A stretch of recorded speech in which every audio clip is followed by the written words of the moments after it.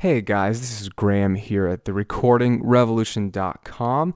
Today I'm starting a series of video tutorials called DAW University, and what these are going to be are real quick, helpful video tips on foundational principles of using a piece of recording software so that you are set up to work more efficiently with your recording rig.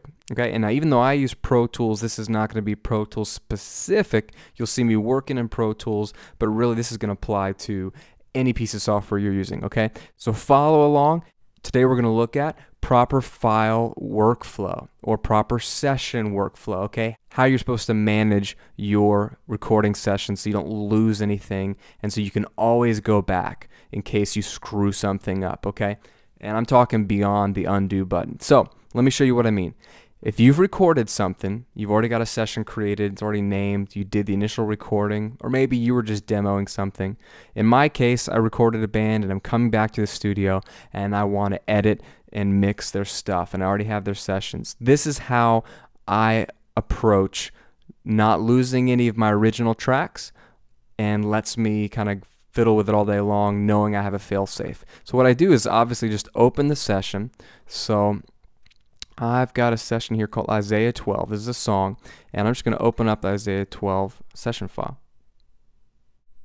Okay, so now this is my original session. When you start editing, and I wrote about how important editing is the other day, you know, you're going to tune some things, maybe you're going to line up some things. Before you do anything, you want to make sure that you don't lose this raw, basic, original session. Okay?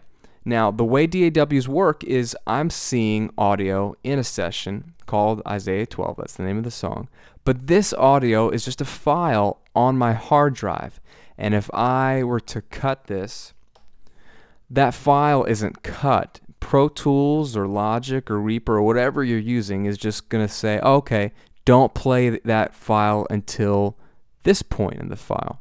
So this is like a map, okay? So you're never actually losing anything. That's basic DAW management. But let's take it a step further. Before you start editing or mixing anything, don't work on this session. Save it as a new session, all right? So you simply are going to save as, just like you would a document in Microsoft Word. And I'm going to mix this, let's say. So Isaiah 12 mix is what I could call it.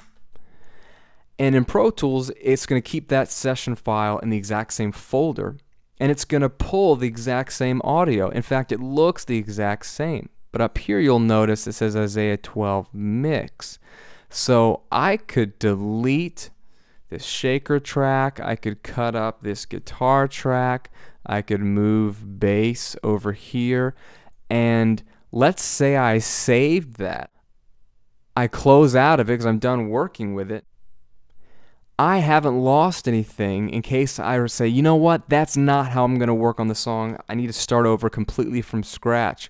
All I have to do is open up the original Isaiah 12 session. And boom, I haven't lost anything. My bass track is still right there.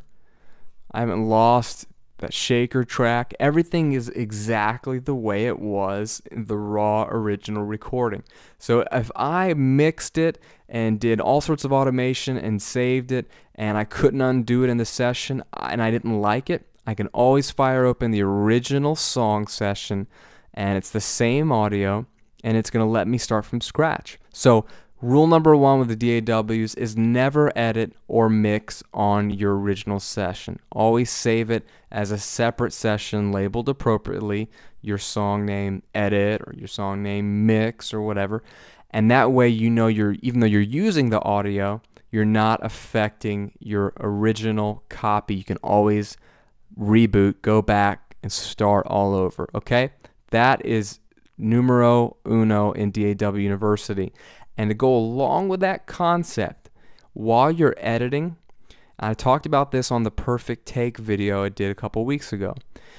Use your DAW's virtual track or playlist or whatever they call it feature where you can take, let's say, this guitar and create a duplicate of it. So now I really have two takes. It looks exactly the same, But if I were to like cut this out on take 1, it's unaffected. So it's basically a track underneath a track, and I talked about this. Do this before you start editing on a track. This is the same concept as a separate session for editing, only it's just a separate track for editing, and you're working on a copy. And that way, even if it's perfect, but then you realize you over-edited and you can't get it back, you can always just flip back to the original without any hassle.